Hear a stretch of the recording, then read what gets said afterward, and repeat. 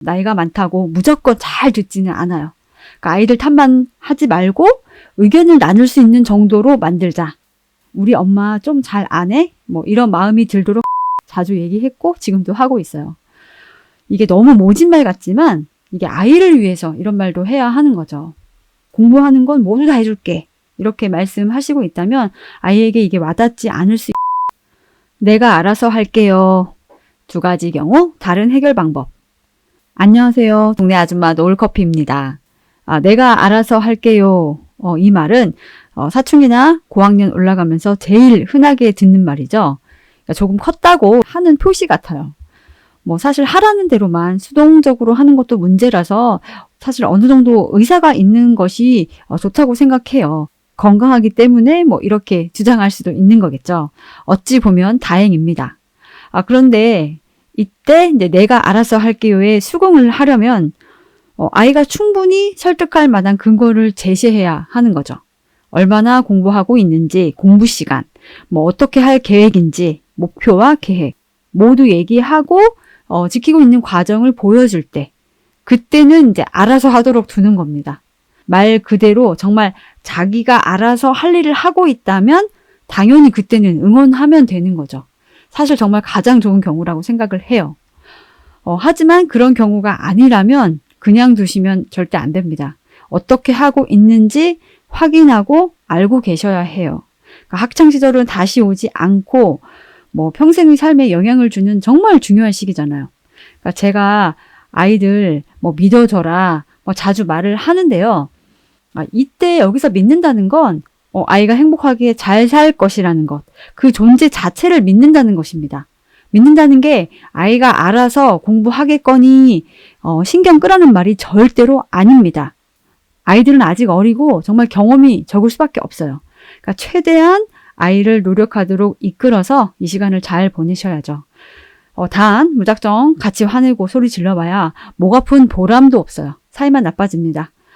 이때는 이렇게 해보세요. 그러니까 2가지 경우로 나눠서 설명을 해볼게요. 지극히 주관적입니다. 첫 번째, 부모님이 너무 모를 경우. 아이들이 알아서 할게 이렇게 말을 할 때는 엄마의 간섭을 받기 싫은 게 가장 크겠지만 실제로 부모님이 잘 모르고 계신 경우일 때가 있겠죠. 그러니까 저희도 누가 잘 모르는 걸 막 가르쳐 주려고 할 때 답답하고 그렇잖아요. 뭐 사실 어른이 되니까 뭐 상대방을 생각해서 듣고 있는 경우도 있지만 어른도 듣고 있기가 힘들어요.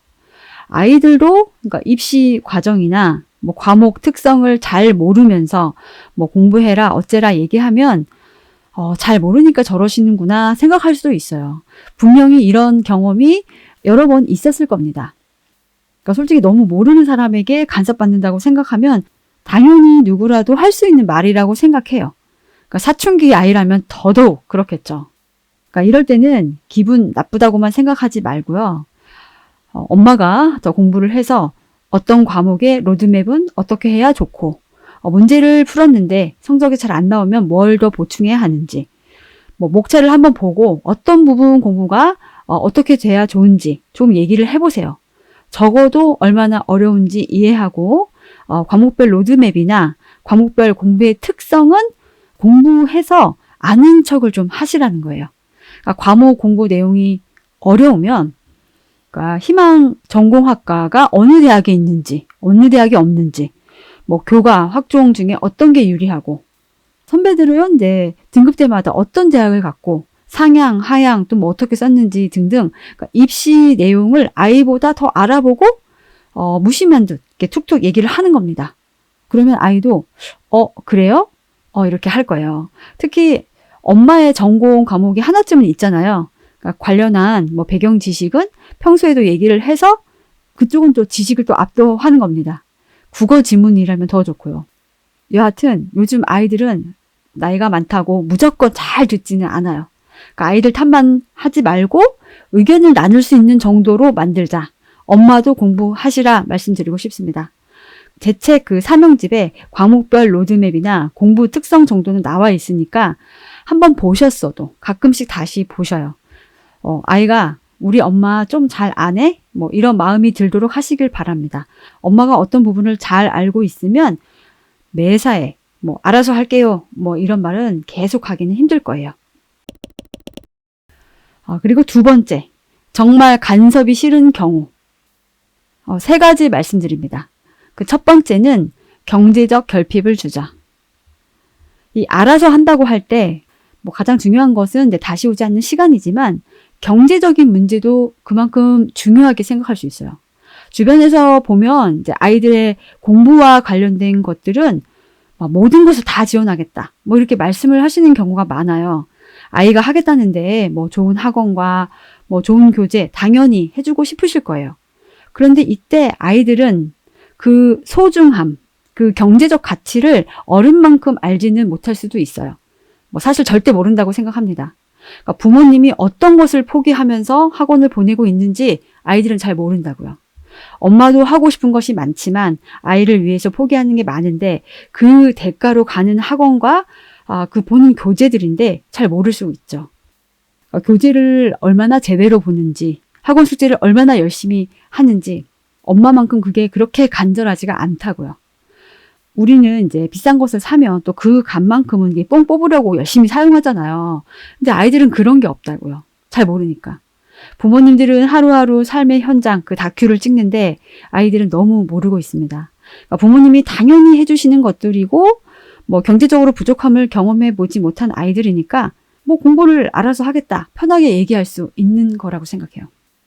그러니까 경제적으로 조금 부족함을 느끼게 해주세요. 저는 어릴 때는 뭐 이면지 사용하는 것은 당연하고 사실 그렇게 어렵지 않았거든요. 그래도 교재도 중고로 사주고 잠시 다닌 학원도 공부법이나 뭐 과제 양을 느끼고 그 학원의 필요성이 사라지면 바로 그만두게 했어요. 노력해서 얻어내야 하는 것과 무조건 그냥 주어지는 것의 차이는 대하는 접근법이 아예 달라요.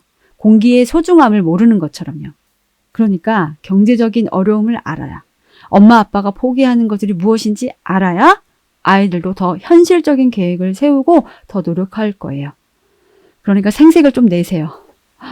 그래야 엄마에게 의견을 묻고 공부 과정을 또 잘 얘기해 주게 됩니다. 또 정말 뭐 알아서 하게 만들 수도 있고요. 두 번째, 아빠의 시선을 더하자. 이 아이들이 이제 공부 관련 얘기를 할 때 엄마와는 늘 비슷한 얘기를 하게 되겠죠. 엄마가 어제 한 얘기, 또 엊그제 한 얘기가 오늘 하는 얘기랑 비슷할 걸 알아요. 그러니까 뭐 더 듣고 싶지는 않고 알아서 할게요 하게 됩니다. 특히 엄마가 아무리 고민을 해서 뭐 학원이든 홍공이든 과외든 하더라도 엄마 그 한 명의 경험으로 이제 방향이 흘러갈 수가 있어요. 그래서 이럴 때는 이제 아빠와도 공부 계획 정도만 얘기를 하면 좋을 것 같아요. 뭐 한 주 계획, 뭐 한 달 계획 정도를 아빠가 봐주시는 것도 좋다고 생각하고요. 적어도 아이가 무슨 생각을 하는지, 공부는 어떻게 하고 있는지 간단히 봐주시면 좋습니다. 계획을 듣기만이라도 해주시는 거 아주 의미 있다고 생각해요. 사실 아빠도 마음대로 안 되긴 하지만요. 그래도 이제 아빠는 사회생활도 이제 보통은 엄마 이상으로 하는 경우가 많고, 뭐 같은 시간 일을 했어도 뭐 다른 경험이 있잖아요. 그러니까 이럴 때는 진로나 뭐 공부에 다른 시선이 있어요. 그러니까 짧은 대화라고 하더라도 평소와 그 내용이 다른 대화에서 임팩트 있게 다가올 수도 있어요. 분명히 도움이 될 겁니다. 그러니까 소리톤만 좀 낮추시면 가능할 거예요. 저희 집도 이제 남편이 공부 이야기는 하지 않았지만 가끔 뭐 이제 아이와 대화하면 남편은 이제 자신의 경험을 입혀서 이제 보태곤 했죠. 직접적인 공부 이야기가 아니어도 혼자 알아서 할게요. 뭐 이 소리는 확실히 덜 할 거예요. 아빠의 시선을 더해 보시길 바랍니다. 그리고 세 번째는 아이에게 그 미성년자라는 위치와 바르게 양육할 부모의 의무를 알려주자. 저는 주로 이 얘기를 했습니다. 넌 아직 미성년자이고 내가 너를 잘 양육해야 할 의무가 있다. 그리고 아직 미성년자라 부모의 돈으로 공부를 하고 있으니 내가 알아서 할게는 경제적으로 독립한 이후에나 할 수 있는 말이다 하고요. 성인이 될 때까지는 보호자 앞에서 해서는 안 될 말이라고 했습니다. 또 그 모 선생님께서 돈을 대는 사람의 의견은 경청할 필요가 있다. 지나가는 동네 아저씨 의견은 무시하더라도 라고 하셨다네요.